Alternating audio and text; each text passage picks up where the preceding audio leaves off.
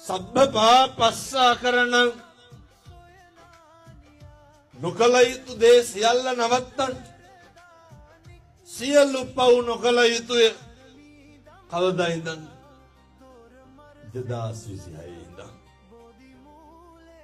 කුසලස්ස උපසම්පදා කුසල් විතරක් වැඩි දියුණු කළ යුතුය.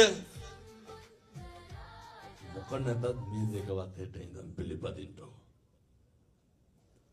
වෛරකාරකම නවත්තන්න පුළුවන්.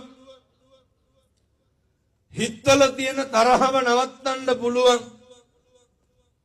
එකම ආත්ම භාවය පින්නතුනි මනුෂ්‍ය ආත්ම භාවය.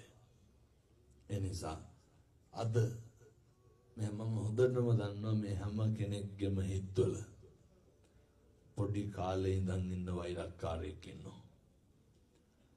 හැම කෙනෙක් ගාවම ඔය කියනවනේ දහම්දුරුනේ කාට කෙරුවත් අරුන්ට කරන්නේ නැහැ කියලා.